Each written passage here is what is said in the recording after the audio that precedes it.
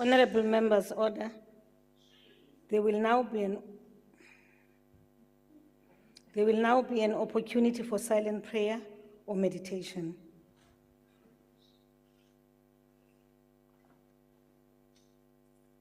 Please be seated.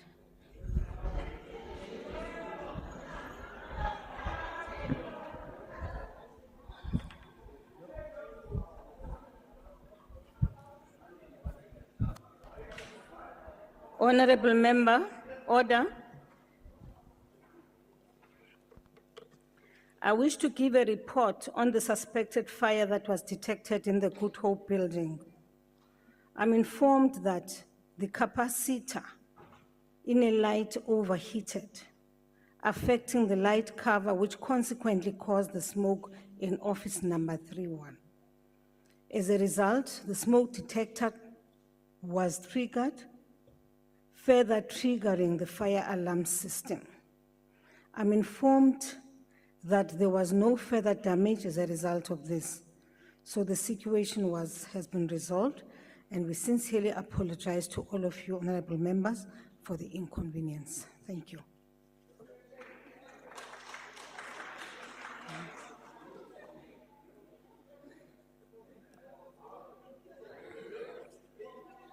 Order, honorable members. Honorable Paulson. Wait, hold on, Honorable Paulson. The first item here, we haven't even started, man.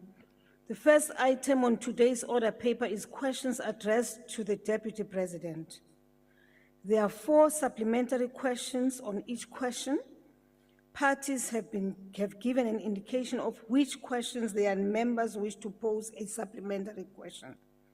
Adequate notice was given to parties for this purpose. This was done to facilitate participation of members who are connecting to the sitting through the virtual platform. The members who will pose supplementary questions will be recognized by the presiding officer. In allocating opportunities for supplementary questions, the principle of fairness, amongst others, has been applied. If a member who is supposed to ask a supplementary question through the virtual platform is unable to do so due to technological difficulties, the party whip on duty will be allowed to ask the question on behalf of their member. When all the supplementary questions have been answered by the Deputy President, we will proceed to the next question on the question paper. Members asking supplementary questions or raising points of order may remain seated when doing so. The first question has been asked by the Honorable S. Luzipo to the Deputy President. The Honorable Deputy President.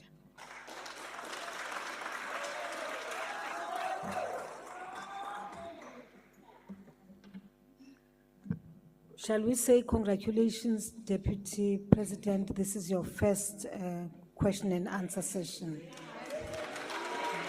Maiden speech. Thank you very much, Honorable Speaker. Somebody sent me a message on my phone from Joburg and said, we hear that Paul is on fire in Cape Town.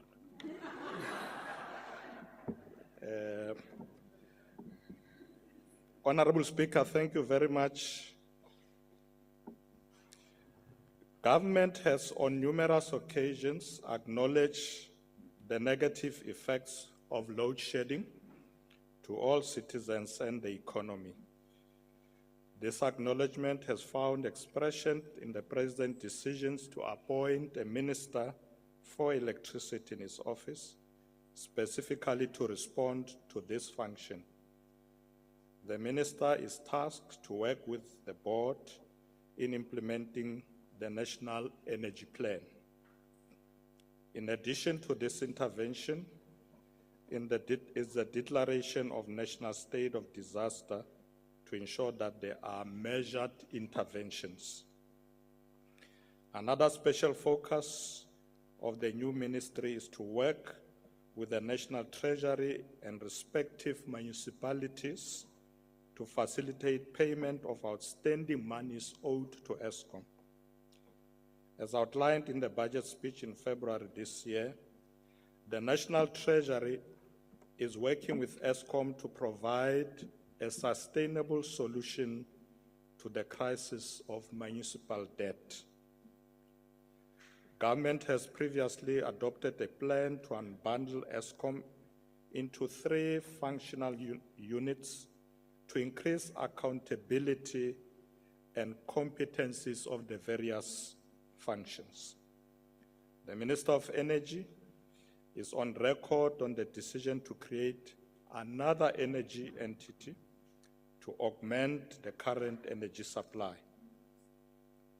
During the 2023 State of the Nation address, President Cyril Ramaphosa flagged the problems and outlined interventions to unlock our national potential. This includes reducing load shedding to facilitate economic growth, job creation, and fighting poverty and inequality.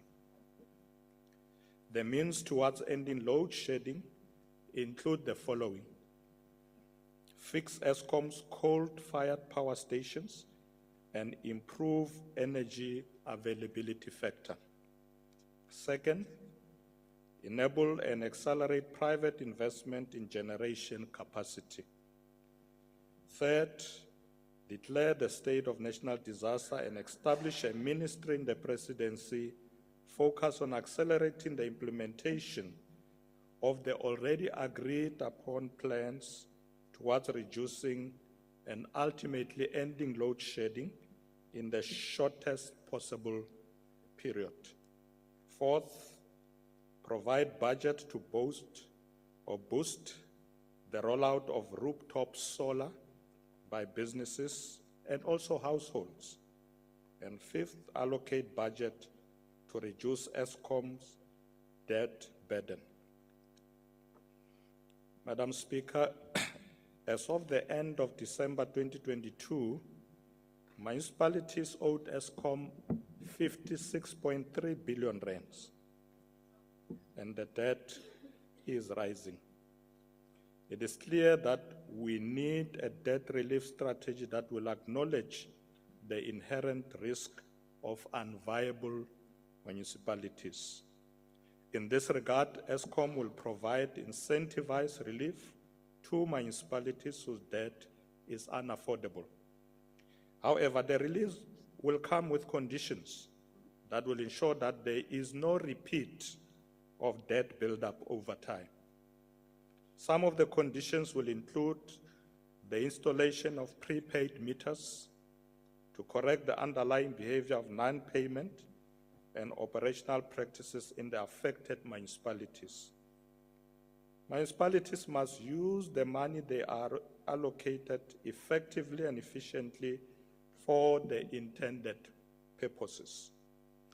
If this is not the case, there should be consequences. In addition, the National Treasury is preparing a Municipal Finance Management Act circular dealing with the relief strategy regarding municipal debt owed to ESCOM, which is expected to be released later this month, with the implementation expected to start on the 1st of April this year. Under the National Treasury, the Multidisciplinary Revenue Committee is continuing with its main task of ensuring that all municipal debts are coordinated, tracked, and resolved on an ongoing basis. In this regard, Honorable Speaker, accounting officers are required to settle all contractual obligations and pay all monies owed, including intergovernmental claims, within 30 days of the submission of invoice, or on specific period agreed with creditors or suppliers. Honorable members, the culture of non-payment not only by municipalities, by all organs of state and individual household customers is concerning. We cannot overemphasize the need to discourage a culture of non-payment for public services.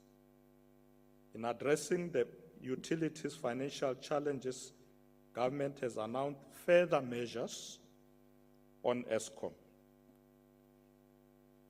A debt relief of 243 billion rands will be implemented over the next 3 years. Government's intervention of explicitly taking on this debt is aimed at reducing fiscal risks and enhancing long-term fiscal sustainability. This debt relief consists of two components. First, Eskom debt service requirement of 184 billion rands.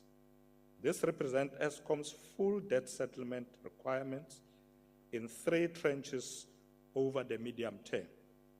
Second is a direct takeover of up to 70 billion rands of Eskom's loan portfolio in 2025-26.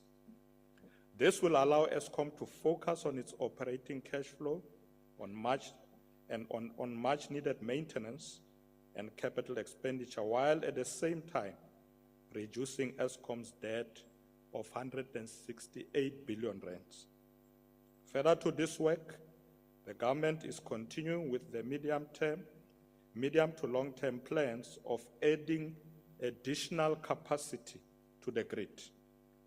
We are committed to clean energy solutions, including investing in renewable energy solutions. Amongst others, this includes the implementation of the Integrated Energy Plan and the amendments to electricity legislation to make it easier for private developers to generate additional capacity. This includes speeding up implementation of over 100 projects expected to provide over 9,000 megawatts of new capacity. Honorable Speaker, it is our hope as government that all these measures will facilitate and chart the way towards energy security, resulting in an inclusive economic growth and job creation. I thank you, Madam Speaker. Thank you, Honorable Deputy President.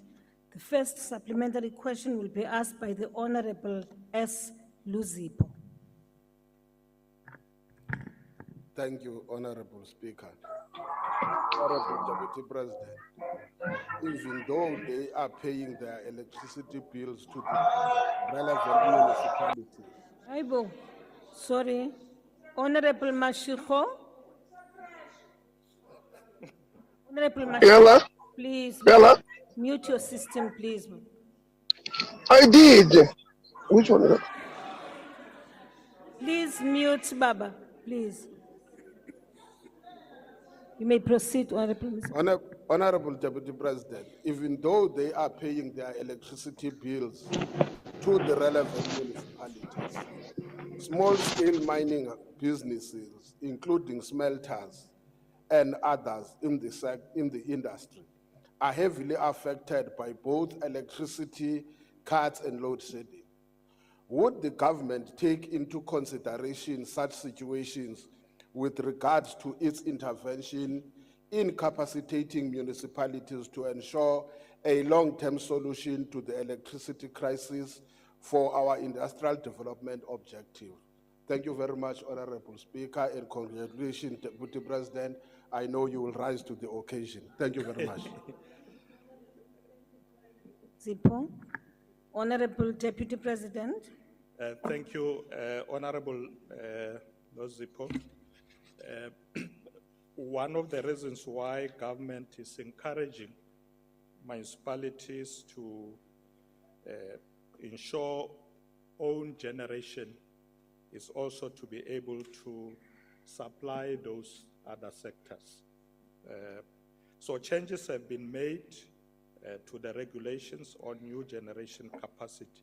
And that will allow municipalities to independently procure power, and that will then result in them being able to supply the small businesses in their areas, smelters, etc.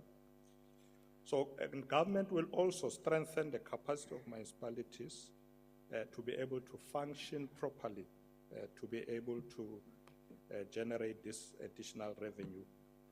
So that's what we are encouraging, and we do hope that if municipalities do that, they will be able to assist those sectors. Thank you very much, Honorable Speaker. Thank you, Deputy President. The second supplementary question will be asked by the Honorable S.N. Swart. Thank you, Speaker. And maybe as the ACDP also firstly congratulate the Deputy President on his appointment. And arising from his response, we appreciate the efforts to reduce the municipal debt. And of course, the Deputy President alluded to other interventions to reduce load shedding, which we all agree has had a devastating impact on households, businesses, and on the economy as a whole. And today we heard one estimate of our economic growth to be 0.1%, which is far too low. Now, arising from your response, Honourable Deputy President, what technical interventions were used to reduce load shedding to zero during this week, given that during the December holidays, when demand was very low, there were still varying levels of load shedding? The ACDP is concerned that possibly an instruction might have been given to keep the lights on at all costs in response to the calls for a shutdown, which, if this is true, would place the whole grid and risk of a total blackout. Would the Deputy President please comment on that? Thank you. Thank you, Honorable Swart. The Honorable Deputy President. Thank you, Honorable Swart, for acknowledging that government is on the right track with interventions. Our interventions, Honorable Swart, is of load shedding. So we will do everything as government to ensure that there are no technical interventions that will result in us having the problem of load shedding increasing, because whatever we do now is to give ESCOM the ability to be able to increase electricity and ensure that we don't compromise the grid. So I can assure you that everything is being done by government and ESCOM together to ensure that we keep the lights on. I thank you, the Deputy President. The third supplementary question will be asked by the Honorable NLS Kwangwa.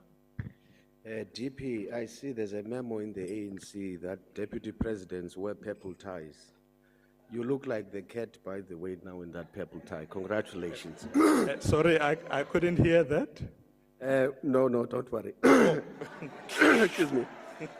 DP, the issue here for us is that there tends to be too much focus on the business sector, or rather the effect of load shedding on the business sector, which is important, I accept. But in view of the fact that only 77 hospitals were exempt from load shedding out of 400 public healthcare facilities countrywide, which has resulted in many patients losing their lives as there was not enough staff members available to resuscitate all patients who depend on life-saving equipment. Healthcare workers, as you know, are forced to make a terrible choice over who lives and who dies. And they are forced to endure such traumatic and strenuous conditions due to the failure of government to resolve load shedding. Is the government considering to compensate families who are affected by death as a result of load shedding? DP. I thank you, Honorable Kwangwa. The Honorable Deputy President. Thank you very much, Honorable Speaker. Thank you, Honorable Kwakwa, for the question. The approach of government is to ensure that places like hospitals, obviously are able to continue to do their work so that they can save lives. However, you know, supplying electricity is a very technical, complex problem that sometimes it's very difficult for ESCOM to exempt hospital in particular areas because you are supplied by, you know, the same power station. And as a result, when this was raised, the CEO of ESCOM did allude to this challenge that sometimes they find it difficult to exempt hospital because of that linkage. So when they switch off, they have to switch off the entire supply area. But we obviously are concerned, like yourselves, that we shouldn't lose lives. That's why our approach as government is really to deal with the bigger problem so that we can eliminate the problem of load shedding so that we don't have this problem that you are raising. Obviously, government has to be careful about issues of compensation. You know, load shedding is affecting many other people. So once we commit to compensating a particular sector, there will be nowhere to stop. Everybody is going to demand. I'm sure even you, Honorable Kwankwa, you might come and say something broke in your house because of load shedding, so you need to be compensated. So I'm just saying we just need to be careful not to open a can of worms.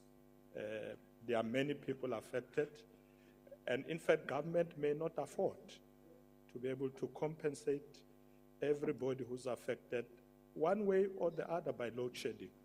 So I wouldn't like to commit government to that. I thank you, Deputy President. The last supplementary question will be asked by the Honorable A.M. Sheikh Imam. Thank you, Honorable Speaker. Deputy President, the problem with ESCOM is corruption, lack of skills, sabotage, theft of diesel, coal, and cable, lack of maintenance, and increase in demand, and these evergreen contracts that still exist 30, 40 years. That is the first problem. And the second problem, because I see the question is twofold, is the ability of municipalities to pay ESCOM. Municipalities currently have created an environment for corruption and looting. In order to solve the ESCOM problem, would you consider a holistic approach to deal with all these challenges at ESCOM? Because you can't leave one or two of them off and expect to solve the problem. And more importantly, on the issue of local government, municipalities, they will never have the capacity to pay. Will you consider ensuring there's a transparent and credible process of procurement so that the looting and stealing stops so they'll have enough money to pay ESCOM and others? Thank you. I thank you, Honorable Member. The Honorable Deputy President. Thank you, Honorable Speaker. Thank you, Honorable Sheikh. Indeed, Honorable Sheikh, the issues that you are raising are the issues that we are currently addressing, working with ESCOM. Government will continue to ensure that we don't compromise on dealing with corruption. It doesn't matter whether it's ESCOM or any other entity. We have put the issue of dealing with corruption on top of the government agenda. So you can be assured about that. The issue of maintenance is very important because even though there is a pressure throughout the world that we must move to cleaner energy, etc., we want to ensure that the power stations that we have currently continue to be maintained properly to generate electricity. So we shouldn't compromise on maintenance, and we have said so very loudly to ESCOM. Skills, yes, indeed. As you know, that the DPSA has come up with a new policy to ensure that there are adequate and requisite skills in government. So we are not going to, as government, allow agencies or government departments to deploy people without the relevant skills. So that's a priority to us. Municipalities to pay ESCOM, it's a priority. As I said earlier, that 56 billion rand is owed to ESCOM, so we are talking to the Minister of COGTA. We're going to be working with her to ensure that we are able to ensure that this does not continue. As I did say earlier that in some of the areas, we have already started encouraging the intervention of prepaid meters so that municipalities don't continue to be put in a situation where they owe ESCOM. Because remember, what happens is that municipalities don't pay ESCOM because they don't get paid by those who are supplied with electricity. So if they put prepaid meters, they'll be able to collect revenue and be able to pay ESCOM. So, Honorable Sheikh, we are attending to all those matters. Thank you very much. Thank you, Deputy President. Question number 2 has been asked by the Honorable S. Gwahobe to the Deputy President. The Honorable Deputy President. Thank you very much, Honorable Speaker. Honorable Speaker, Section 92.2 of the Constitution stipulates that members of Cabinet are accountable collectively and individually to Parliament for the exercise of their powers and the performance of their functions. Therefore, members of the executive have a constitutional obligation to avail themselves to respond to questions for oral reply, appear before relevant portfolio committees, and attend plenaries as scheduled by the programming committees of Parliament. In August 2021, the Speaker of the National Assembly proposed new mechanisms to monitor outstanding responses to parliamentary questions by members of the executives. In terms of the new mechanisms, the Speaker writes to the leader of government business on a quarterly basis, informing him or her of outstanding replies by individual members of the executive. To this end, the leader of government business in Parliament has further introduced monitoring mechanisms where members of the executive with more than 10 outstanding responses to questions for written reply are requested to inform the leader of government business in Parliament in writing about the reasons for not answering questions, and secondly, remedial actions to be taken. This information is then presented fortnightly to Cabinet, where the members are present. So we present it there. I'll tell you more later what we also do. Since the implementation of these mechanisms, there has been notable progress with regard to unanswered questions. In fact, Honorable Speaker, in 2019, there were 405 questions that lapsed. But by the end of 2022, only 83 unanswered questions lapsed. So I'm not saying that's a good thing that we should be judged on, but I'm saying you can see the magnitude. You can see how that has reduced. So we need to do much more to deal with that.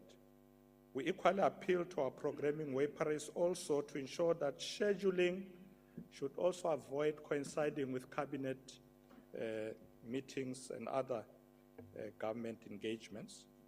So we'll have to coordinate that between the programming committees and the work of the executive so that members are able to attend.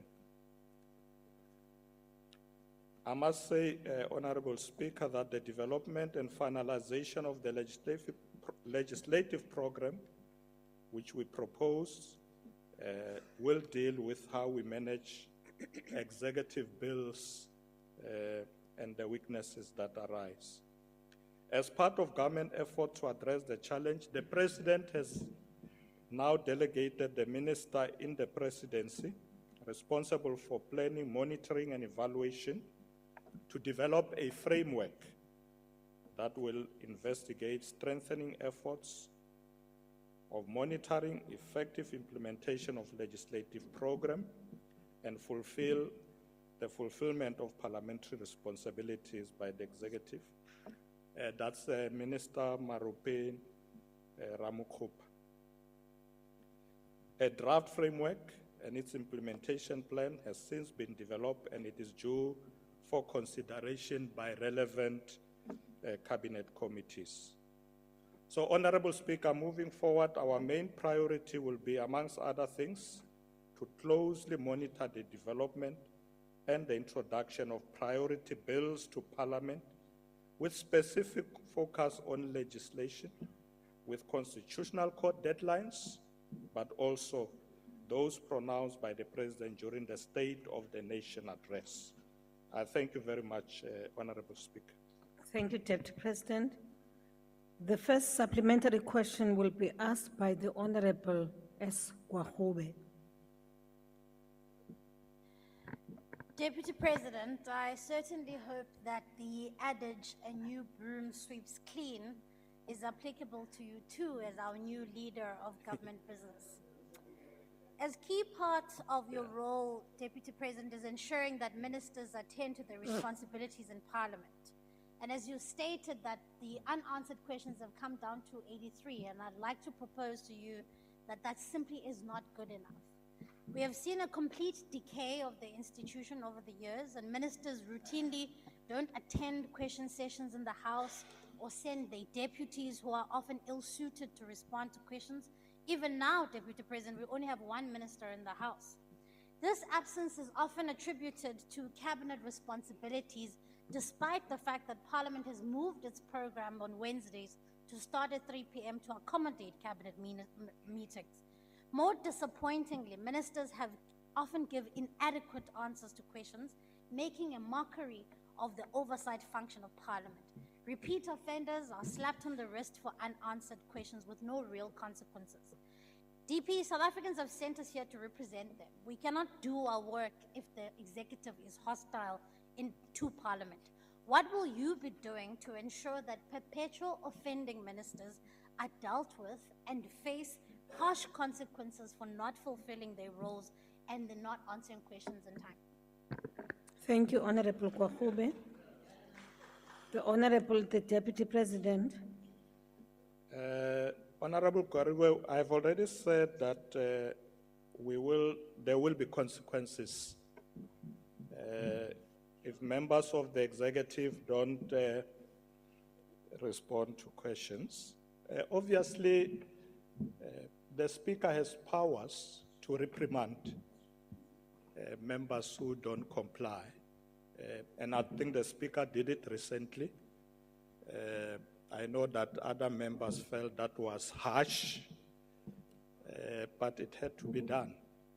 And it's going to continue to be done to ensure that the executive is held accountable to Parliament. So we're not going to compromise on that. We're going to continue to remind the executive that they have to answer questions, and if they don't, there will be consequences. Let me also indicate that already, as part of the work of the leader of government business, the issues are reported to the cabinet every time the cabinet sits. So when the cabinet sit, we report about the work of Parliament, but also about questions. We do indicate to cabinet who has not answered questions and remind colleagues to do so. And that's almost every fortnight. So it's not something we do after 6 months. Every fortnight, there is a program on the agenda of cabinet that deals with this matter to ensure that members of the executive are held accountable to answering questions. We do want ministers to be accountable, and we are going to ensure that that is the case. I was reminding some colleagues that when former President Kgalema Motlanthe was deputy president, he would report to the cabinet, because of course he was leader of government business. I was Minister of Arts and Culture then. And what President Motlanthe will do, will present the report, but the issue of unanswered questions would not be taken as read. He will read them and say, Minister Mashatile, 2 weeks ago we had 6 unanswered questions. We see you still have the same. And all the ministers by that time, we all worked hard to ensure that we have 0. Because there was peer pressure. Because he'll go through all of them and say, Minister so-and-so, you have 16 unanswered questions. So nobody wanted to be in that situation. So every time we went to cabinet, all of us would check first what's happening with questions, because all of us wanted to ensure when President Motlanthe comes, he must say, Minister Mashatile, see, now you have 0. And so that's what we're going to do. Every time cabinet sit, I will report and say to my colleagues, you have so many. Report. Mute, honorable member, please. Yeah, so I think when you handle this matter that way, ministers take it serious, that they have to answer questions, because it's part of our democratic system of accountability. So, honorable ministers, you know, we will report how many. No, yeah, they'll do their job. They'll do their job. But thank you very much for asking that question. We are dealing with it. It's firmly on the agenda. Thank you, Honorable Deputy President. The second supplementary question will be asked by the Honorable N. Singh. Thank you very much, Honorable Speaker. Firstly, Honorable Speaker, let me take the opportunity on behalf of the IFP to congratulate you, Honorable Deputy President. And today is a day of welcome, but also a baptism of fire. But I'm not going to ask you a fiery question. Honorable Deputy President, you did mention what the Constitution says about accountability of members of the executive. And I'm sure you will agree with me that members of the executive include the head of the executive in the provinces being the premier and in national government being the president. Soon we will be dealing with budget votes, Honorable Deputy President, from budget vote 1 to budget vote 40 or so. Now, when you were premier in Gauteng, you had an oversight committee that oversaw the work of the premier, budget vote 1. Yes. Will you support the creation of a committee to oversee the president, budget vote 1 here in the National Parliament? Because it's part of accountability and oversight, Honorable Deputy President. Thank you. Thank you, Honorable Singh. The Honorable Deputy President. Thank you, Honorable Singh. You are right. When I was Premier of Gauteng, I think we had something like that. I can't remember what we called it at the time, but Parliament is different. We were dealing with a very peculiar environment at the time, where we required to engage a number of other stakeholders. But Parliament operates differently from provinces. Remember that provinces get most of their resources from national government. And as a result, our accounting mechanisms are different. So I think for now, the mechanisms to hold the president accountable are adequate. I think opposition parties know president can come here to answer questions. So, he's really at your disposal to hold him accountable. I think let's continue that way. Thank you. Thank you, Deputy President. The third supplementary question will be asked by the Honorable M.S. Chabane. Thank you, Speaker, and congratulations again, Deputy President, and thanks for having responded comprehensively. It must be acknowledged that members of the executive do continue to attend various portfolio committees and standing committees and able to do responses on the issues that are affecting various departments. And they do provide oral reply. Where ministers are unable to attend a session to the House, the communication is provided to the presiding officers, and the deputy ministers take responsibility to respond on behalf of various departments. There has been an improvement in the area of questions for written reply, as we've indicated, Deputy President. Noting the Speaker's reprimand, how will the Deputy President, in his capacity as a leader of government business, further improve and strengthen the participation of the executive in the parliamentary work?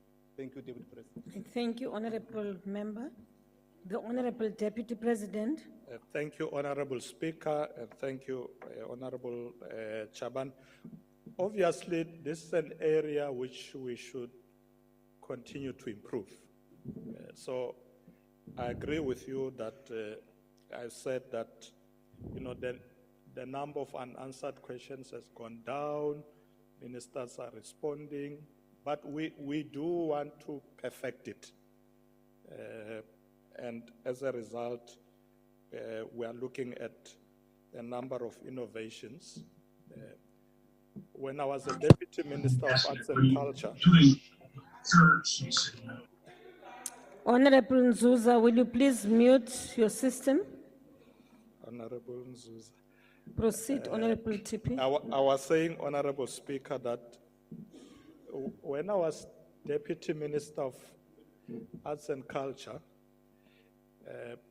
I used to answer questions delegated by the minister. Is my mic off? Oh, sorry, I thought maybe my mic is off. No, I was saying, when I was Deputy Minister of Arts and Culture, I used to answer questions delegated by the minister. So I think we should use that.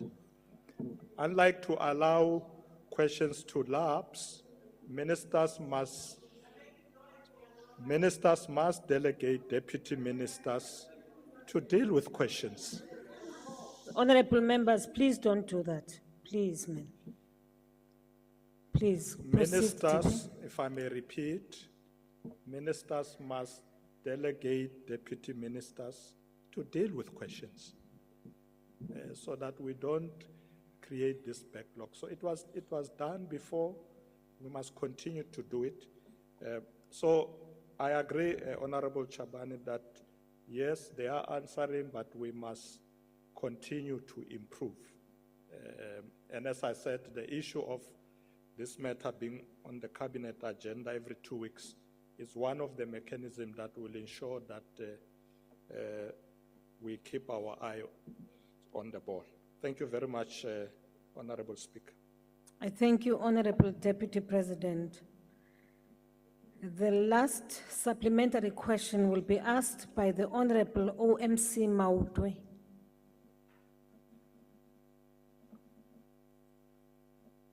Thanks, Honorable Speaker. I will take this question on behalf of Honorable Mautwe. Deputy President, as head of business, of government business, with the mandate to ensure that the executive is accountable and is responsive to the questions that are put by members of parliament, you are inheriting what is ostensibly pedestrian office which lacks agility because of the predecessor who occupied it. I hope you are bringing some excitement in the office by ensuring that ministers, not only ministers, but the president himself is accountable, is responsive, respects this parliament, and answers questions without coming here just to waste time and to evade questions. What is it that can come out of your office to ensure that there are consequence management for ministers, deputy ministers, including president, to ensure that they are responsive to the questions that are put to them by parliament? Thank you, Honorable Member. The Honorable Deputy President. Thank you, Honorable Member. Thank you, Honorable Speaker. Yes, I think we all agree that members of the executive have subjected themselves to accountability by this House. No doubt about it. The President has subjected himself to accountability by this House. Now, Honorable Member, okay, so Honorable Member is not Mautwene. Matthias. Honorable Matthias. Matthias. Honorable Matthias, I said earlier that the lapsed questions in 2019 were 405, and they then reduced to 82 by 2022, and that was under the stewardship of Honorable Deputy President David Mabuza. So he did well. I think it will be unfair to say he did not do well. From 405 to 82, he did well. I think we should appreciate good work when it's done. Obviously, we want to take it from there, from where Honorable Mabuza left it. We must take it to its ultimate, where we want to reduce this to zero. It will take a bit of time, and let me tell you why it will take a bit of time, Honorable Matthias. The big departments, most of them have got agencies, or what? Hey, Tom Fritz. Sharp. Oh man, JJ, please mute man.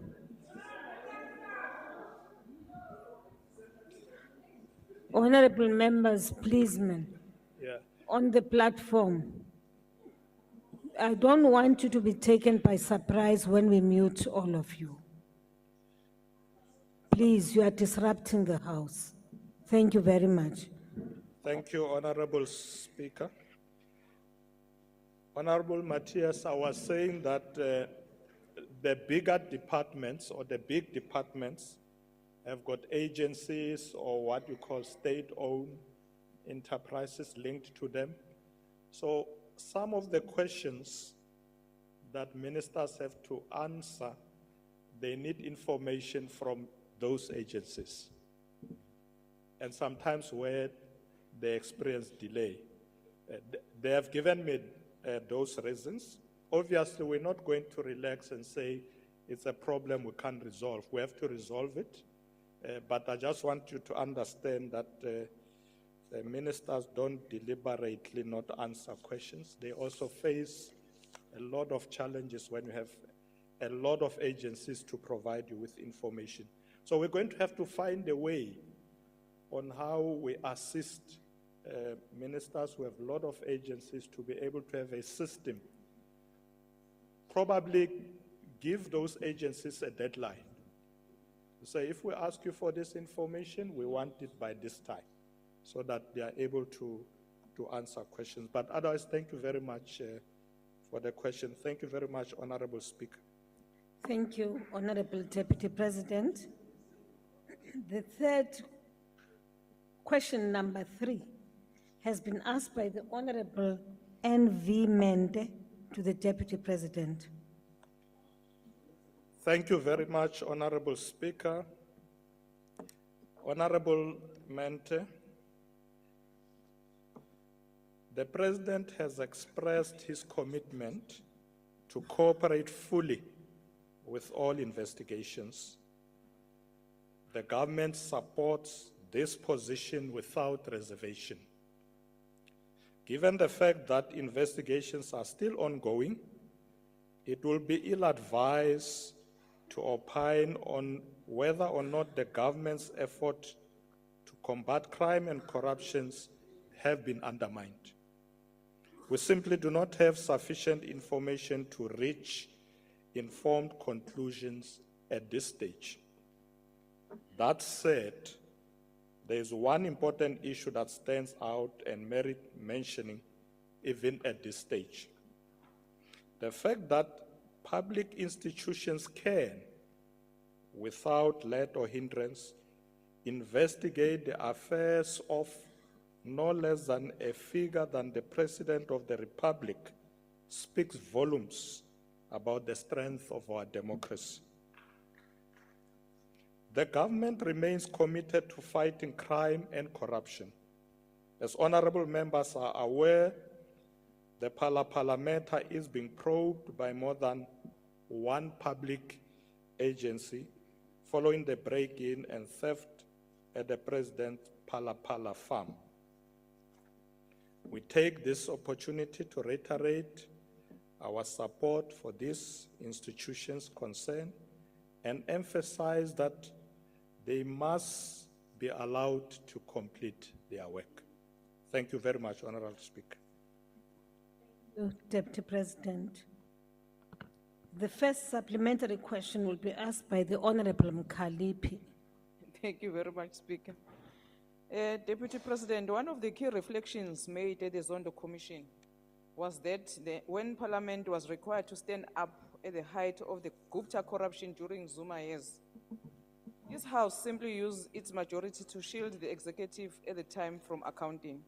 We see this tendency again, where your party uses its majority to try and bury the allegations of money laundering that took place at President's Pala's farm.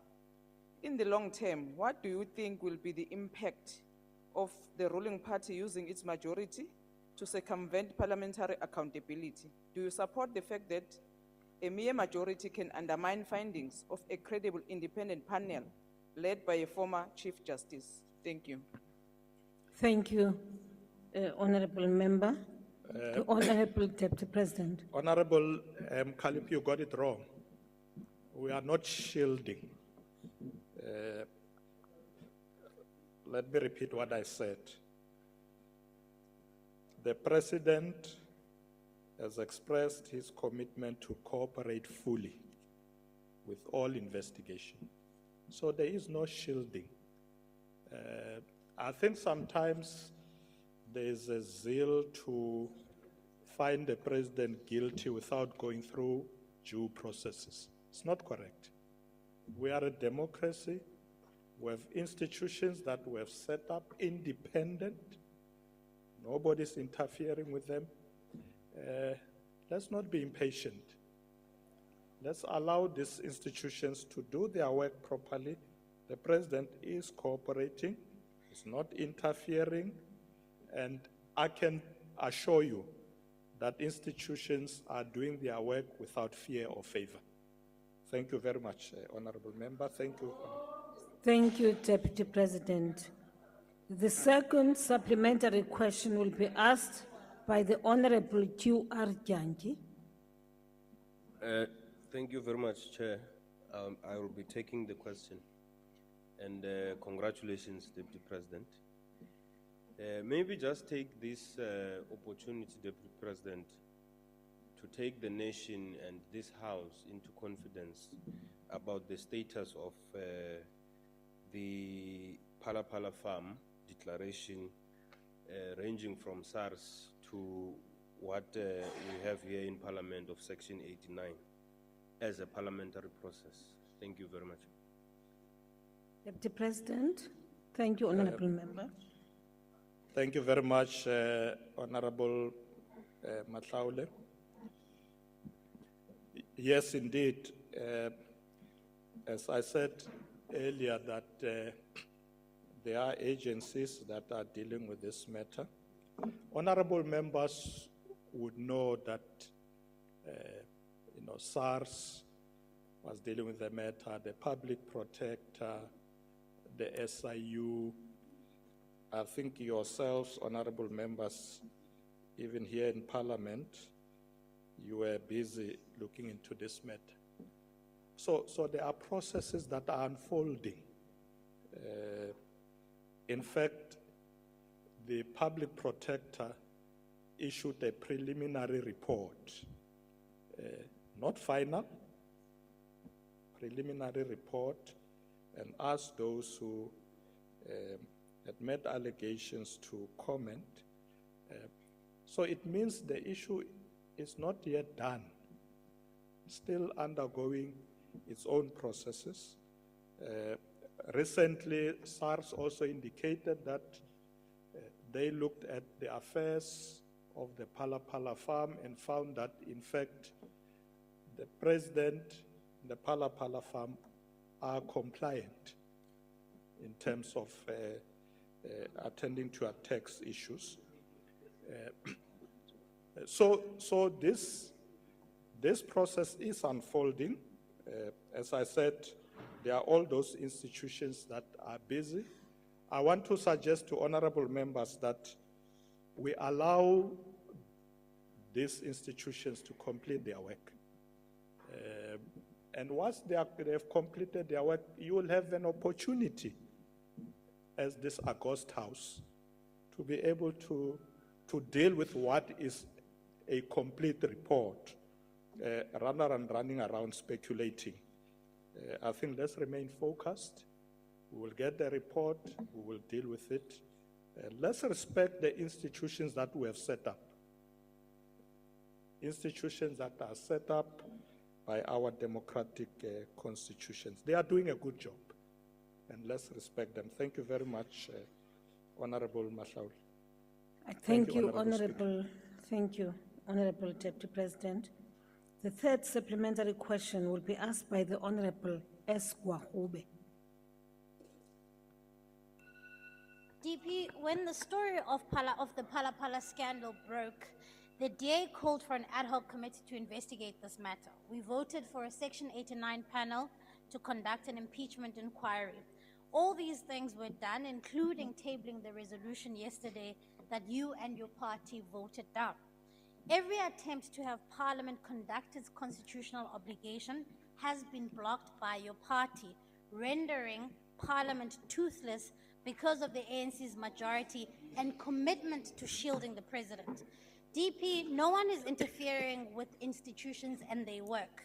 Courts have held in this very house that Parliament does not have to wait for other institutions to finish their work before we act.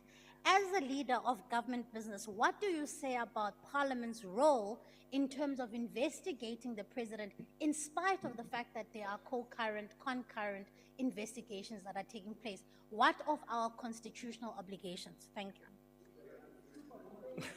Honorable Deputy President.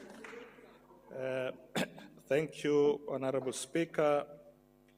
Honorable Member, I think that's how democracy works. The majority must have its way. No, democracy works that way. Maybe when you have an opportunity to govern, you will understand. Or you do govern in the Western Cape. Yes. So I'm told, and I actually don't know that, but I'm told that's what you do in the Western Cape. And I'm not blaming you, because at some point you must take a decision against us in opposition, right? When you believe your cause is correct. So when the ANC believe its cause is correct, it would use its majority to push those decisions. And by the way, remember that winning positions and decisions is something you win out there during the elections. So when you campaign and you win, you already win here. If you lose there, you have already lost here. It's as simple as it's democracy. It works like that all over the world. And I'm happy if in the Western Cape you vote against us because we are a minority there. There's nothing I can do. Yeah, nothing wrong. Yeah, you're quite right. So there's nothing wrong here as well. Yeah. So let's allow the National Assembly, or may I say Parliament as a whole, but now let's talk about the National Assembly. Let's allow the National Assembly to be able to take decisions in a democratic way. And democracy means majority rules. That's it. Thank you very much, Honorable Member. Thank you, the Honorable Deputy President. We have no request that was received for the last supplementary question. As such, we proceed to question number 4, asked by the Honorable Direko.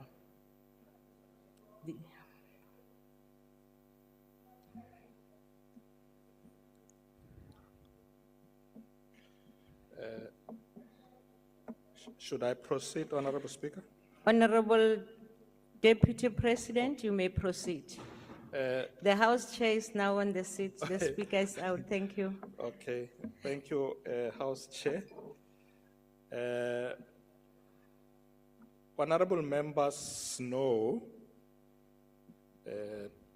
under the leadership of former Deputy President Mabuza, the Interministerial Task Team on Matters of Traditional and Khoisan Leaders conducted extensive consultations with traditional and Khoisan leaders across all provinces as part of the full appreciation of the critical role these leaders play in assisting the state to develop our communities. This task team was established by President Ramaphosa in February 2022 to address all issues of concern of the institution of traditional and Khoisan leadership.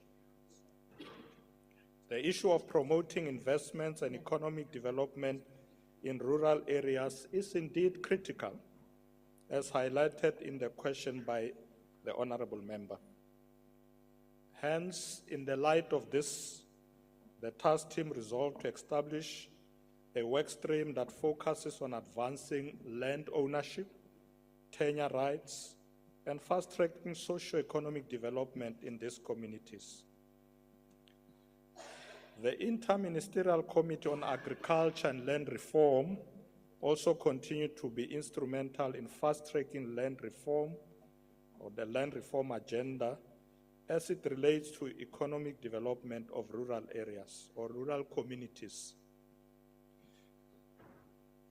Honorable House Chair, some progress has been registered in this area of work, and much more needs to be done to ensure that our people in rural areas reap the economic benefits of our democracy in ensuring support to our farming communities. A number of rural infrastructure projects have also been delivered by government in various villages across all 9 provinces. Amongst others, this includes mechanization, infrastructure upgrades, irrigation schemes, as well as community facilities such as preschools, community halls, and agri-parks. This has also included the construction and rehabilitation of farmer production support units, such as animal handling facilities, animal clinics, dipping tanks, boreholes, fencing, and other rehab-related infrastructure.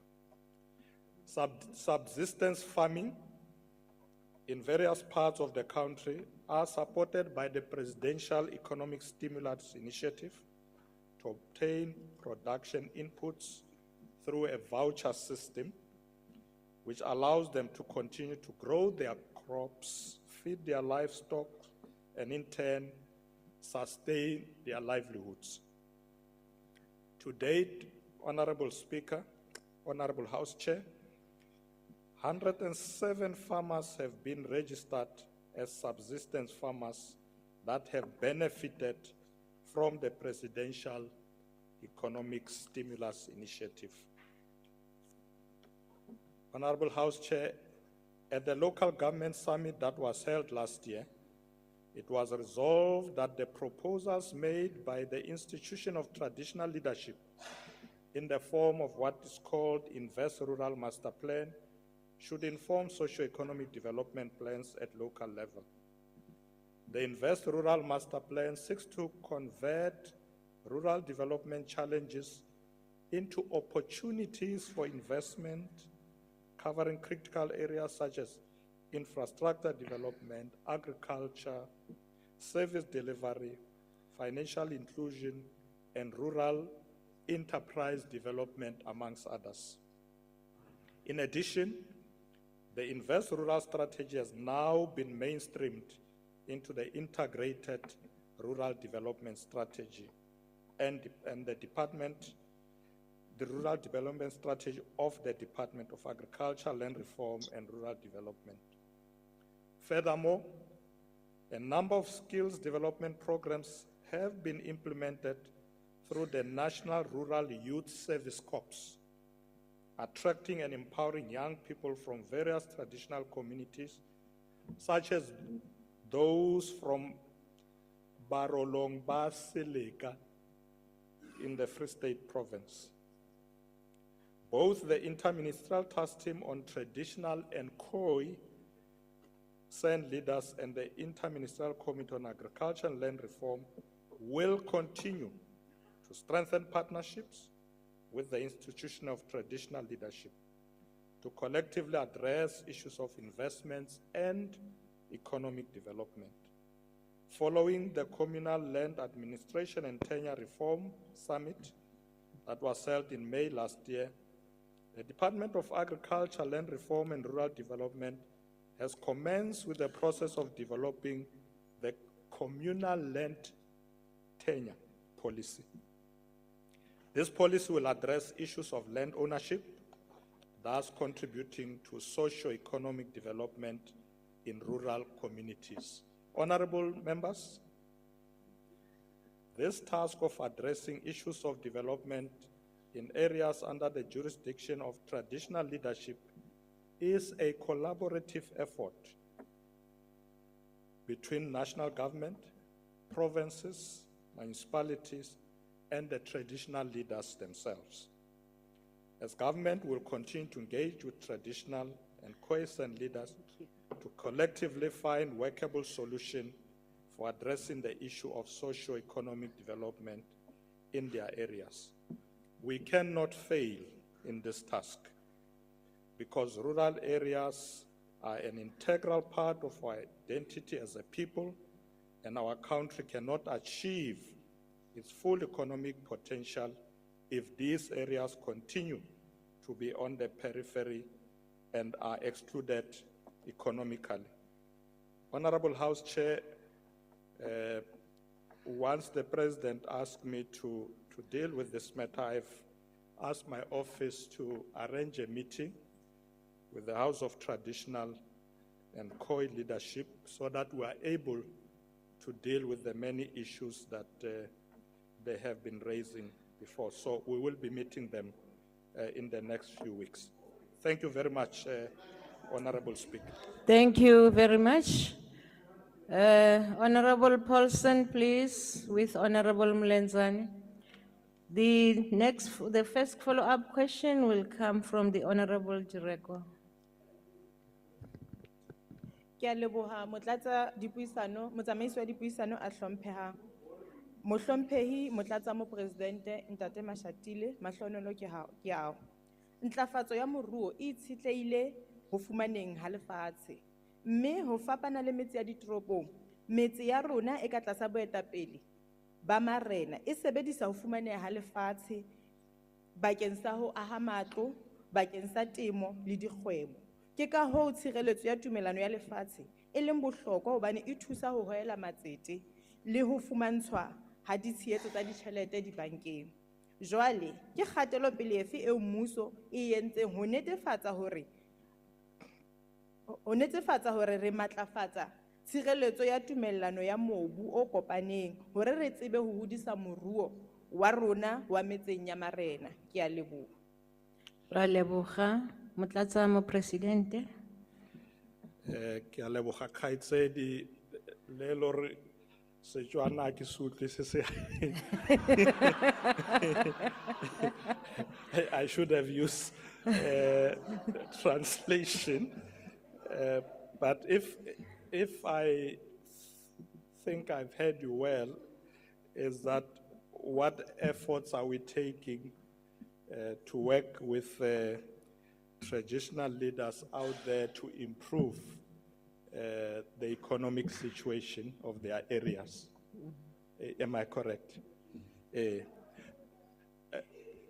Ke nnete ke ile ka bolela ha ke thoma gore ke tlo kopana le bona. Ka re mopresidente o itse mosebetsi o mongwe wa ka gore ke kopane le marena. Re bontshane hore re tlo ntlafatsa jwang ditulo tseo mo baleng teng. Ke a tshepa hore ka kopanelo eo ba tla ba na le ditletlebo tsa bona se ba tla di behang gore re bontshane. Ka re mmuso wa ANC o batla hore ditulo tsena tse re di bitsa hore ke di-rural areas mo marena a leng teng le tsona ebe ditulo tse di tla tswella pele. In other words, we want to see improvement in the rural areas working with traditional leaders. Nobody must be left behind. The rural areas in particular, sometimes they seem to be forgotten. And maybe that's why the president said to me, one of the things he wants me to do is to go and work with traditional leaders so that we don't leave them behind. So, kaitsedi ka nnete ke mathela teng. Ke a leboha. Ra leboga motlatsa mopresidente. Motlhomphegi Re Masipa.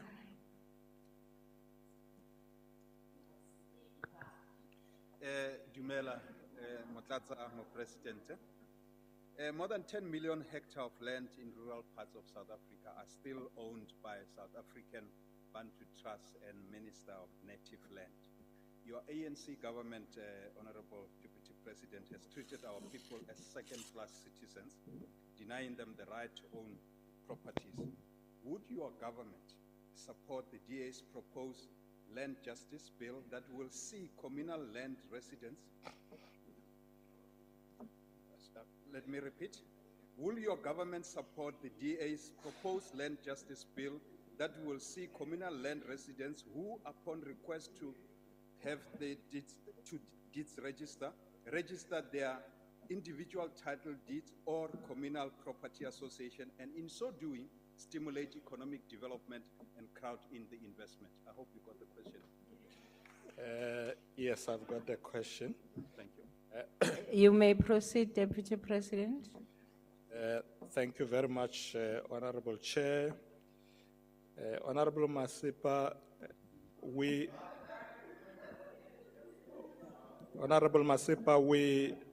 definitely have no intention to deny our people land. I haven't had the opportunity to read the DA Justice bill. Maybe you'll give me a copy of it so I can look at it. But the approach of our government is to release land, not the other way around. We want land to go to the people, but in an orderly way. And that's what we are doing. So in a meeting with traditional leaders, we will be discussing this matter.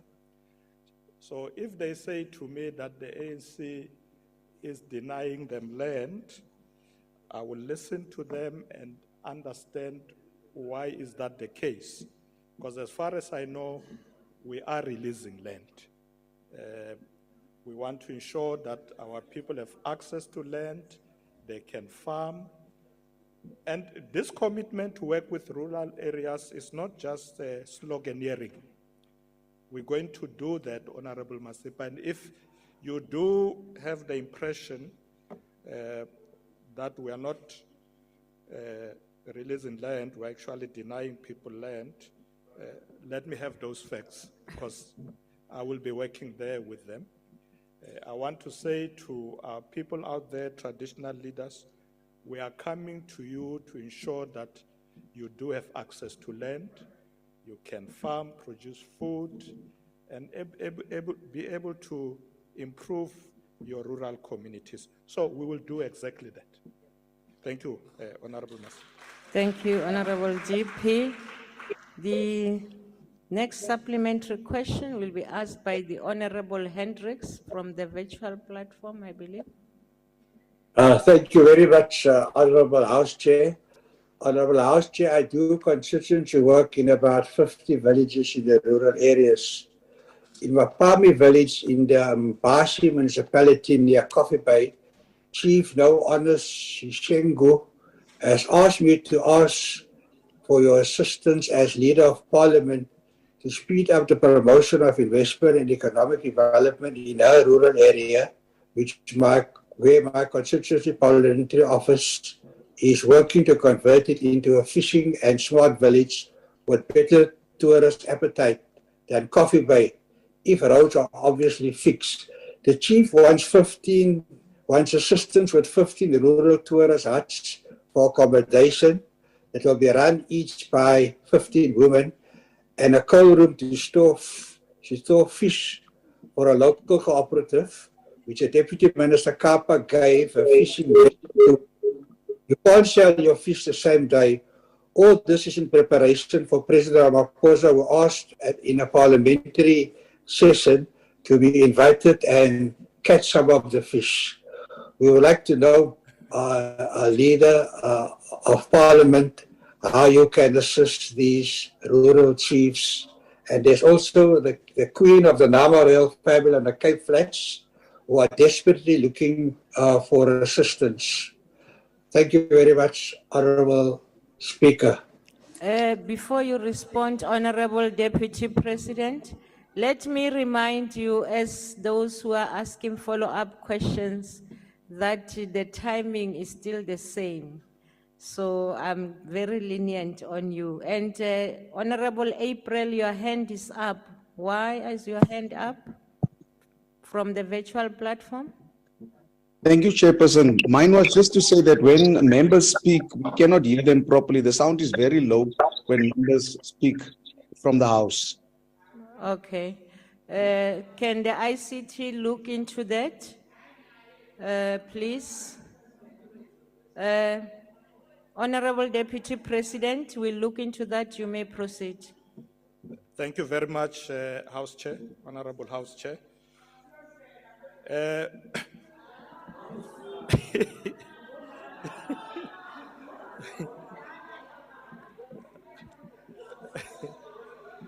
Order, honorable members. What is wrong now? Can we allow the Deputy President to respond? Thank you, Honorable House Chair. Honorable Hendricks, thank you very much for your proposals. If I heard him well, I think he talked about Mbashe, talked about Coffee Bay. Let me say to Honorable Hendricks that indeed we want to assist rural communities. And the reason why we want to have this meeting with traditional leaders is exactly that, because some of them have proposals already. Some of them are already embarking on economic initiatives, which as national government working with provinces and municipalities must assist them to succeed. So Honorable Hendricks, definitely those proposals can come to us. I do hope that once we've had the meeting with the traditional leadership, we'll take into account those proposals. Thank you very much, Honorable Hendricks. Thank you very much, Honorable Speaker. Thank you, the Honorable GP. As we proceed to the last follow-up question from the Honorable Mkalipi. Thank you, House Chair. One of the major issues affecting communities living under the authority of traditional leaders is the question of access to land, particularly for women. Former President Kgalema Motlanthe, in his report to Parliament, in which he reviewed legislation passed after 1994, decried the manner in which traditional leaders were handling access to and rights to land of people living in areas under their control. What engagements are you planning to have with traditional leaders to resolve this crisis? Do you agree with Montlante's characterization of traditional leaders as tin pot dictators? Thank you. Thank you. The Honorable, the Deputy President. Honorable Mkalipe, as I said earlier, that we are indeed arranging this meeting to engage with traditional leaders. We will definitely look into the issue of women having access to land. I think it's a noble thing that women as well should have access to land. So I will be engaging with them. We'll deal with this issue of access to land and other issues that they may be concerned about. Thank you very much. Thank you. We now move to question number 5, asked by the Honorable Majosi to the Deputy President. Thank you very much, Honorable House Chair. Thank you, Honorable Majosi, for your question. Honorable House Chair, the district model or development model has, in the main, been designed to ensure the delivery of services to communities in an integrated manner. In our view, the district development model, or DDM in short, is a golden opportunity to partner all spheres of government and civil society to address critical challenges confronting the people at local level, including attending to service delivery hotspots across the country. Through the implementation of the whole of government approach, the presidency, working with the Department of COGTA and all relevant role players, will continue to fast-track the resolution of existing service delivery challenges by developing and implementing targeted action plans involving all spheres of government. In the coming year, and aligned to responsibilities as assigned by President Ramaphosa to the Deputy President, this work includes championing responses to problems identified in specific municipalities for resolution. Beyond providing political leadership, together with colleagues in the Department of COGTA, National Treasury, and Planning and Monitoring and Evaluation, we will zoom into the issues of good governance as they have been consistently flagged by the Auditor General. We will receive and strengthen intergovernmental relations to assist municipalities whose governance protocols are weak, resulting in a lot of financial leakages and, in some instances, collapse of the provision of basic services to communities.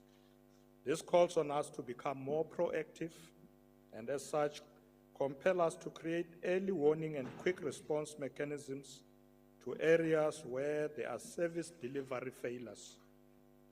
Part of the solution rests with building adequate capacity in municipalities, both at district and local level, for them to be able to discharge their service delivery mandate more effectively. Indeed, what fundamentally will assist us to turn around the situation will be the full implementation of an improved district development approach by implementing the district development model. I thank you, Honorable House Chair. Thank you. I'm informed that the Honorable Singh will take charge of the question as asked by the Honorable Majosi. Thank you, Honorable Chairperson. Thank you, Honorable Deputy President, for the response on behalf of Honorable Machosi. Now, we know that the President in the 2019 presidency budget speech identified, and I quote, the pattern of operating in silos, close quote, as a challenge which led to, and I quote again, to the lack of coherence in planning and implementation and has made monitoring and oversight of government's program difficult, close quote. The consequence of this has been non-optimal delivery of services and diminished impact on the triple challenges of poverty, inequality, and employment. Now, the district development model builds on the white paper on local government of 1998, which sought to ensure that, quote, local government is capacitated and transformed to play a developmental role. Now, the DDM, Honorable Deputy President, is not a new concept that came up last year. It is something in the 1997-2000 in KwaZulu-Natal, which we tried out in KwaZulu-Natal, where we worked with provincial government, national government, and local government, but we had our fair amount of challenges. But it's good that this model is being brought back on the table now. And I'm also glad you mentioned the Auditor General, because good governance is certainly a pipe dream in many, many of our municipalities, and that is something that we see from AG's report. Now, my question, Honorable Deputy President, would be, considering that government departments, national government departments, owe municipalities almost 23 billion rand, I would like to know how you will address this issue. Proceed. I would like to know how you will address the issue of non-payment, as it directly impacts the local government's ability to collaborate with other spheres of government. So that is my question, Honorable Deputy President. Thank you. Honorable members, before the Deputy President responds, please stop disturbing people about time. I have Rule 142.5. You must read it. It tells us how many minutes each person has. So we know what you are doing. Proceed, Honorable Deputy President. Thank you, Honorable House Chair. Honorable Singh, indeed, the district development model intends to ensure that we don't work in silos. So we want to integrate. We want national government, provinces, municipalities to even combine not only their plans, but also resources. Because often you find another arm of government putting resources in a particular way, another one going a particular way in the same district. So this time we are saying, let's integrate. I say that it's something that is really at the bottom of your heart. And I'm sure you'll be working with us as we roll out. We are rolling out now. We're going to all the provinces throughout the country, ensure that this must be the way of life. No government department must operate in a silo. We bring them together, bringing municipalities together, national government, because in the past, you would find the national government department launching a project in a province, and the province is not even there. And people complain, what is this minister doing? So the district development model is going to end all that, to ensure that we pull in the same direction. The issue of monies owed by national government to municipality, indeed, we are already engaging with national department on this question. And our message is very simple, pay the municipalities. That's the message to national government, because we can't, as national government, ask others to pay if we don't. So the buck starts with us. National department must pay municipalities, otherwise we cripple them. And then we're going to stand on national platform and say, oh, municipalities are unviable, they are dysfunctional. So we must lead by example to make and strengthen municipalities by, amongst others, paying them. And we will do so. A lot of money, of course, but over time, we'll make sure that municipalities must receive what is due to them. Thank you very much for the question. Thank you. Mhlonishwa Mkhatshwa, ithuba ngelakho. Thank you very much, House Chair, and thank you very much to the DP and welcome, DP. DP, as the African National Congress, we truly do believe in the idea of a district development model to have one district with one plan and one budget, in ensuring that we're able to address the inequalities that have been referred to in terms of unemployment, inequality, and poverty, particularly for young women and persons, young women or youth women and persons living with disabilities. It's like confirming the employment. Wait. So HR that can. Honorable Ndabeni, Honorable Minister Ndabeni, please mute. Proceed, Honorable Member. Thank you very much. I hope that the Deputy President was able to catch the part where there was noise. If you may repeat, yeah. Thank you. Oh, you may repeat. Yes, you are allowed. Please check, reset the clock. Thank you, House Chair. We had welcomed you, DP, and thank you very much for your earlier responses. So I was saying, as the African National Congress, we truly do believe in the district development model being a golden opportunity for us to maximize on resources that government has to ensure that we address issues of inequality, poverty, and unemployment, particularly for youth, women, and persons living with disabilities. I think there needs to be a multi-pronged approach amongst ourselves in ensuring the implementation of the district development model. As Parliament, we are playing our role in holding departments to account on how they are contributing to the fruition and realization of the district development model. I can speak about science and innovation and how there are so many innovations and research that does speak to how we can address the social collisions in society that need to be implemented across departments and at various spheres of government. That is our contribution to ensuring the realization of the district development model.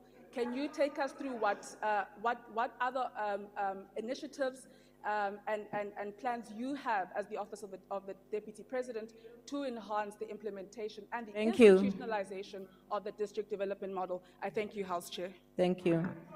The Honorable Deputy President. Yes, House Chair, thank you very much. There's somebody disturbing me that side. Honorable Mkhatshwa, most definitely, I agree with you that we have to have a multi-pronged approach in strengthening the district development model. You have indicated the involvement of women, people with disabilities, basically involving everyone. And our approach as government is to ensure that when we roll out the district development model, we don't just roll it out as a concept, but as something that is practical on the ground. I was saying to the team in my office last week that when we deal with service delivery challenges, and we go out, as the President said we should operate in that fashion.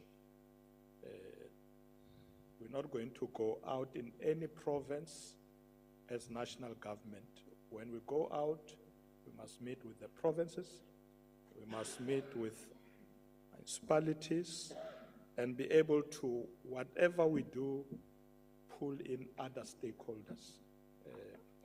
Because remember, when we deal with development, stakeholders is not just the 3 spheres of government. You have traditional leaders out there, you have NGOs. Let's find a way of involving everybody in this approach. You have sport bodies, everybody has a stake in ensuring that development takes place. So we are going to continue to innovate. I know that it's a model that everybody says we should continue to improve. So we're going to do that and ensure that we don't leave anybody behind. Everybody must get involved. Thank you very much, Honorable Mkhatshwa. Thank you, House Chair. Thank you. Agbare lid Wissels, dis u se geleentheid nou. Baie dankie, agbare voorsitter. Deputy President, if one evaluates the last 25 years of local government, one sees that there has been a tendency to make municipalities bigger and bigger. Thus, we have less municipalities than we had in 1998. I think we are about 5 times less if one goes and look at the number of municipalities we have currently. We also have a lot of functions that are budgeted for and money is appropriated through the Division of Revenue bill towards district municipalities. But district municipalities does not function. They don't do anything, and they are actually just institutions that pay salaries. More than 80% of their budgets are dispersed with regards to salaries. The bigger and bigger municipalities get, the less service delivery is provided to communities. If one looks at the goal of the district development model to actually address Ongelukkig, u se tyd is nou om. don't you think we should follow the recommendations of the Fiscal and Finance Commission and make municipalities smaller again and get service delivery closer to the people? Thank you. Leka fetola motlatsa President. Thank you very much, Honorable Wessels. No, we did not make municipalities bigger and bigger. We just aligned them for better coordination. That's what we did. And I'll tell you why. If you look at some of what you refer to as smaller municipalities, they did not even have a revenue base to operate on their own. So in truth, they were not real municipalities. I'll give you an example. In Johannesburg, in the past, we had a lot of small municipalities. So Sandton was a municipality on its own, and it had factories in Wynberg, Bramley, and all those surrounding areas. I'm not sure if you know Joburg. But if you move to Alex was a municipality as well. And it had no single factory that it could levy for any revenue.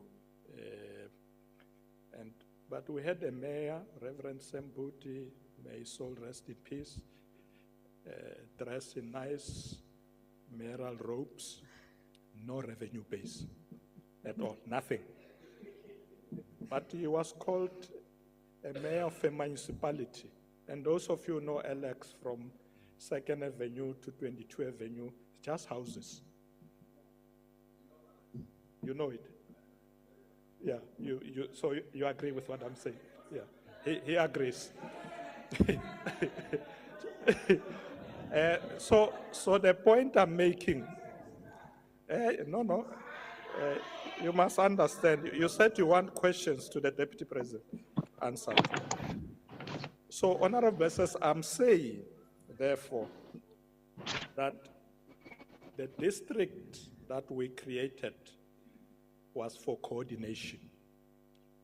We didn't expect district to be delivering. They were coordinating the municipalities. We didn't kill the small municipalities, but we coordinate them in those districts. And it really improved the operation of those municipalities. So if you argue that we just need to have smaller municipalities separate, some of them won't be able even to remove garbage. They won't have, because they have no revenue base. So I think we must proceed with the issue of districts, municipalities, to coordinate smaller municipalities, and where possible, continue to amalgamate some of them as we have been doing, so that they become viable. There's no need to say you have a municipality when people just wake up, go there, wait for their salaries, there's nothing they can do. So our approach is correct. Thank you very much. Thank you. Honorable House Chair. The Honorable Space, the last follow-up question. Thank you, Honorable House Chair. Deputy President, I find your responses indeed very different in comparison with the Deputy Minister Tao last week. Deputy President, a great majority of the district municipalities in this country is dysfunctional. They're a strain on the fiscus, have no real income of their own, and only take money that could be going to local municipalities or provinces. These municipalities impose water, waste, fire service levies on citizens, which should be included in their services from the equitable share. District municipalities cannot get their salary bills under 50% without outside intervention. How can they reasonably be expected to deliver the services they claim are circumscribed in the Constitution? Thank you. The Deputy President. Thank you very much, Honorable Member. Honorable House Chair, let me ask the member if you may, Honorable Member,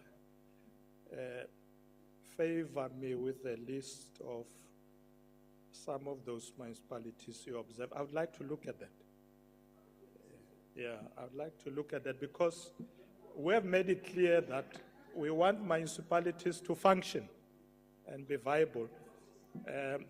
We are doing our own assessment as well, but if you have done so, give me that list. I'll sit with my team, look at it, because we will be visiting some of the areas. It may be that it's the area where you have identified, but let me put it this way. The commitment of our government is to have viable municipalities. Whatever we do now, we're going to intervene to ensure that municipalities are not constituted by people who go and collect salaries. It must be an institution that serves communities, remove garbage, clean the streets, deal with potholes, and deal with those issues that brings a better life for people. If people are just going to an office to collect salaries, then they shouldn't be there. It means so our commitment is to have viable municipalities. Thank you very much, Honorable Member, and thank you, House Chair. Thank you. The last question of the day for you, Deputy President, is from Honorable Dana. Question number 6. You may proceed. Thank you, Honorable House Chair. Honorable House Chair, we are gravely concerned about the current state of our local government, not only in Kopano municipality, but across the whole country. The situation calls for immediate intervention by all spheres of government as a practical illustration of the district development model that we've just spoken about, to improve service delivery of services at local government level, as we have referred to earlier. In line with this year's Water Week, which began on 20th of March and will end this Sunday, with the focus, and I quote, accelerating change, the government on its part is embarking on a number of turnaround efforts.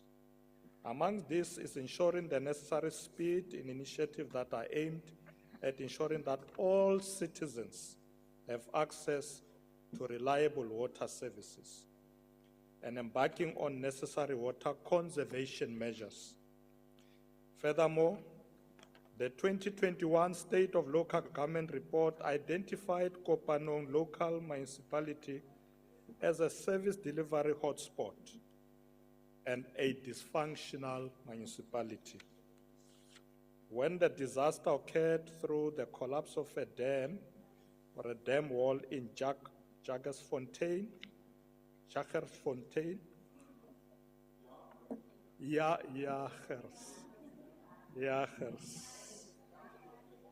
I must stop my jagger. In Jagersfontein. In September 2022, government moved with speed to ensure that the situation does not get worse than it already was.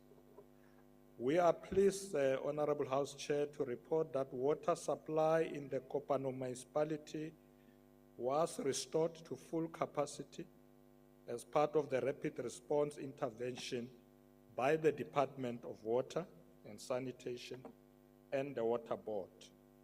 That's the Bloom Water Board. The Department of Water and Sanitation, in partnership with Bloom Water, has put in place the following tangible interventions to ensure availability of water in Kopanong municipality. First, 2 18,000-liter water tankers were deployed in Jagersfontein in the morning of the 12th September 2022 and were operational in that area for 3 months. Secondly, reoperationalization of water treatment works in the area has been completed. A backup generator has been installed for supply of electricity to the plant due to power being affected by the collapse of the sludge dam. Power restoration was conducted by Celtec, a local electricity distributor, on the 14th of September 2022, which enabled the water treatment works to operate at full capacity. Ningayifederisi indaba nasenje. Thulani. Hey. Honorable we House Chair. apologize, Honorable GP. These are the problems we encounter. Honorable members on the virtual platform, I take this minute to say, please check your gadgets and mute them. You really are disturbing us. Mute your gadgets. Honorable House Chair, this intervention assisted to restore bulk water distribution to other areas, except at the time for Charlesville in Jagersfontein and Forest Smith towns, respectively. And this was due to a pipeline which was damaged by the flooding. On the 13th of October 2022, a new bulk pipeline was laid by the maintenance team of Bloom Water in the area of Charlesville to supply the community with bulk water from the treatment works.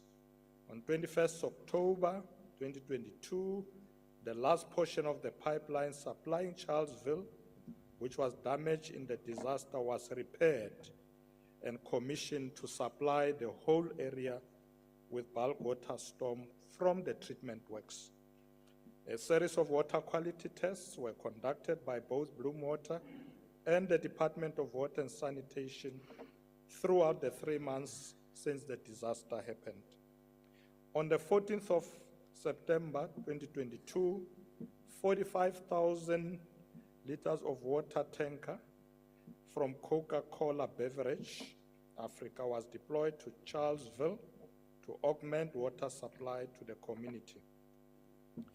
Regrettably, Bloom Water have since informed the Kopanong municipality that it will not be able to continue supplying water at full capacity due to non-payment of the outstanding debt. Until now, the municipality has not honored payment of the current account, nor provided a realistic payment plan covering the historic debt to Bloom Water. This has finally led to decision by the company to once again restrict water at 30% to all 9 towns in the Kopanong municipality. As government, we remain committed to intervening in resolving the impasse. In this regard, the Department of Water and Sanitation is playing a coordinating role in ensuring that all stakeholders, such as COCTA, Bloom Water, Office of the Premier, and the municipality, are planning together to find permanent solution in restoring water and wastewater infrastructure. COCTA, Water and Sanitation are in consultation with Free State Provincial Government to invoke Section 139 of the Constitution, to be read with Section 63 of the Water Services Act 1997, which will be a targeted intervention on the water and sanitation affairs of the municipality. Improvement in the delivery of services at local government level, including the provision of water and sanitation, is a critical aspect of our development agenda. Honorable House Chair, it is for this reason that we are planning to conduct a series of outreach programs with special focus on service delivery challenges at local government level, including in Kopanong municipality. This is aimed at turning around the situation for the betterment of our people. So we have been planning this. The President has asked us to go to areas where there are challenges and hotspots to work with provinces, municipalities to resolve this. So we have included Kopanong as one of the areas we will also visit in the coming weeks. Thank you very much, House Chair. Re a leboga. Mme Dena, sebaka ke sa gago. Thank you, House Chair. Thank you, Deputy President, for the answer. Deputy President, I'm not sure who gave you your information, but the situation in Kopanong has been deteriorating for 7 years. This municipality was a disaster before the disaster and before it was declared a disaster. People have been struggling with adequate supply of water in this municipality for 7 years. This is a forgotten municipality. Now, I don't know if the ruling ANC just forgot about Kopanong because you don't know how to fix what you broke. But the Constitution guarantees the residents of Kopanong access to adequate water supply. They are not currently receiving that. Now, I'm hearing things about outreach programs and committed to intervening, playing a coordinating role between stakeholders and planning together and whatever.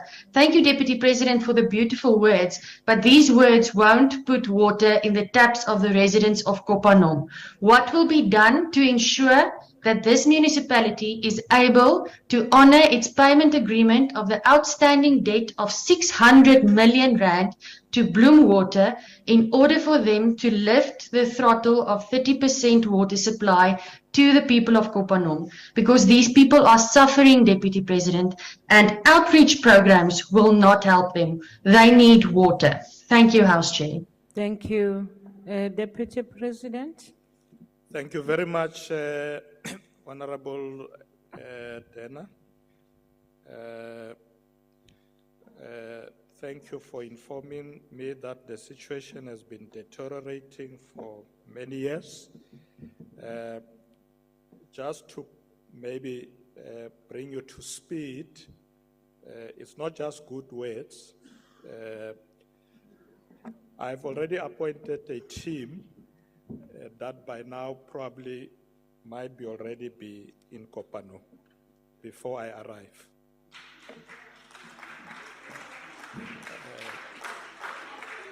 Because we have decided that we need to ensure that when the president said go and intervene, I don't want to be on jolly rides. So I've appointed the team to go to these areas before I arrive, so that when I arrive, there must be a solution. I'm not going to an imbizo. But I, bantu bakithi nikhala ngani. No, I already know. The team must tell me this is what we must do to address this problem before I arrive. So this is not beautiful words. It's words of action. We are going to Kopano, but the crack team is already there to ensure that they can tell us what the problems are. And we're not doing it, we won't do it only in Kopano. The president said, go to all the hotspots where there are challenges, where there are problems. We know. So in short, Honorable Dana, we will be going to Kopano. We will attend to the challenges because we know that water is very important for the survival of people. We use water to drink, to cook, to wash. So for us, it's a priority, and we're going out there. We're going out there to fix the problem. Thank you very much. Thank you. Metseke, sebaka ke sa hao mme. Thank you very much, House Chair, and ke go leboge, Deputy President of the country. I think this year, the ANC has declared this year as a year of decisive action to advance the people's interest. And I think that is what we are doing to address the people's challenges. Deputy President, recognizing that all various departments and all spheres of government, such as Department of Cooperative Governance and Traditional Affairs, Water and Sanitation, and the Free State Province are considering a Section 139 and Section 63 of the Water Services Act, respectively. What are the critical interventions required to support Kopano municipality and other municipalities facing similar challenges to be financially viable? I thank you.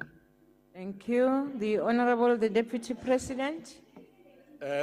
Thank you very much, Honorable Member Teke. Honorable House Chair, as we go out to deal with service delivery challenges in municipalities, we all have to be cognizant of the fact that we want viable municipalities. So we must assist them to survive long after we are gone. Because it doesn't help to go into the area, you assist people, as soon as you have left, they collapse. So we are looking at long term. When we get there, we're not just saying to Kopanong, okay, now we have resolved the problem of blue water and you supply water and we leave. We must look at what are other challenges that will make this municipality survive. And municipalities don't survive when they don't have an economic base, when they don't have revenue, waiting for national government to give them grants. We must help municipalities to survive, to have an economic base. So we will do that in Kopano, as we will do in other municipalities. Our intervention team is collecting all the data, and we will know everything before we get there. Everywhere we go, we want to know everything about the area, what are the possible solutions, because our mission is to resolve the problem for the betterment of our people, not for the short term, for the long term. That's why I'm going to these areas sooner rather than later, because if I go later, they'll say I'm campaigning for elections. So I'm going to go now, not later. I know Honorable Khalip will say, ow, he's campaigning now. No, I'm going now. I'm going now long before the campaigns start. Yeah, although I know that some others already started campaigning. But tinaskakal. Yeah. So lungisa izinto before start. Yeah. So, Honorable House Chair, thank you very much. We will attend to the problem of Kopano. Thank you, Honorable Secretary. Thank you very much, Honorable GP. Honorable Basan. Thank you, House Chair. Deputy Minister, what actions, if any, Deputy President, my apology. Deputy President, what actions? Order, honorable members. He said my apologies, you continue to speak. Proceed, Honorable Bason. Deputy President, what actions, if any, did your government take to address the root cause of the tailing dam disaster in Jagersfontein and prevent similar incidents from occurring in the future? And what are the long-term plans to ensure that a community have sustainable access to water, clean drinking water in Jagersfontein? And then, Deputy Chairperson, President, if we really want to assist the people in Jagersfontein, the department must withdraw the water license in Kopanong. And what is your view on that, so that Bloem Water can deliver water directly to the community? Thank you. Before you respond, I hope you know, Honorable Bason, that you are allowed to ask one supplementary question. You asked 3, but Deputy President, is up to you to respond. Thank you. Honorable Bason, since there's a team that we have sent out and I'm going there, we will know what plans we must put in place. So I won't say now. Check me when I come back. I'll tell you what the plans are. We are going there. Yes, long before elections. Thank you very much. Thank you. The Honorable Mkalipi is the last. Where Deputy President may be protected. Ignore. Okay. Where Deputy President, the Kopanong municipality is an indication of the general state of municipality in the country. But when I was listening to you, you said you have already have a team that have been sent to this municipality. And earlier on, you said you must be provided with a list of all dysfunctional municipalities. Do you have a plans or you don't have a plans? Because we are talking about hotspots, you are talking about a team that has been established by yourself before you even come here to do what? What is the time frame? Can you just be clear so we can walk along with you? This is a very serious issue. This is a very serious issue. Please don't howl at me. So do you have a plan or you don't have a plan, Deputy President?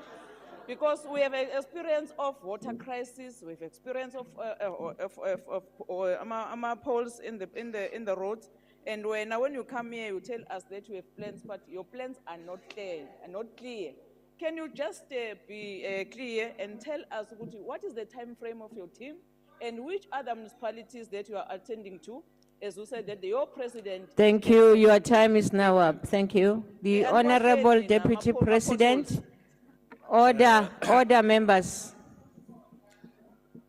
Thank you, Honorable House Chair. I think Honorable Mkalipi was not listening to me attentively. Order. I'm going to repeat and you'll get it properly. I said I've appointed a team that must go out to municipalities where there are service delivery challenges, hotspots, to put it succinctly, and Kopanong will be included. So they've already gone out. So you don't do plans just sitting in the office. You need to be informed what the challenges are, right? So I could have sat at the union building and come up with plans. No, we need to know exactly all the details because these areas are not the same. These municipalities are not the same. So you can't come with just one blanket solution. All we can assure you is that we will be there on the ground. We will be working with municipalities, provinces. I did say earlier, sooner rather than later. I think I said that. Sooner rather than later. In other words, in the next few weeks, I will be on the road. The team is gone already. Few weeks, I'm on the road. So once we have moved in, we'll have plans, we'll have time frames, because we don't want to have plans and time frames, it's a marker. We want real ones. Because I can please you with time frames that I've drawn, sitting in the office. No, I want real ones. No, the ANC doesn't do that. We'll give you plans that are real, that are going to ensure, because at the end of the day, it's about our people. We don't want to lie to our people. When we say we can fix this way, we're going to do it. But otherwise, thank you very much for the questions. Thank you, Honorable Chair. House Chair. Thank you, Deputy President. Thank you very much. It was your first question session, and we really appreciate you coming and answering in the House. Thank you.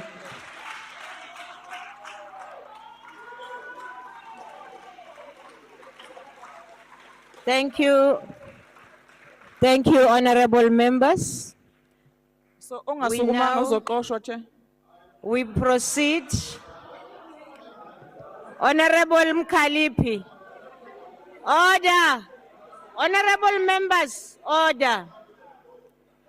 Honorable members, please, we must proceed. We have a lot of work ahead of us for today. And Honorable Mkalipi, you know you can't press that mic and speak. You know that very well. Please, don't do that.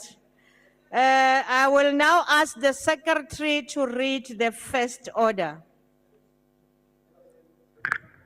Consideration of the report of the Standing Committee on Appropriations on the Division of Revenue Bill.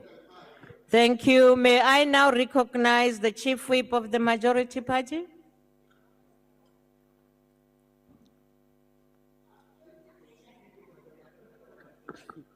Thank you very much, House Chair. House Chair, I move that the House adopt this report. Thank you. Thank you. Are there any objections? Yes, Honorable Kwahube. House Chair, please note the objection of the Democratic Alliance. Noted. House Chair, please note the ACDP. Thank you, EFF. Thank you, Honorable Swart, for the ACDP. ACDP, I'm sorry for that. Any other party? None. We note the objections.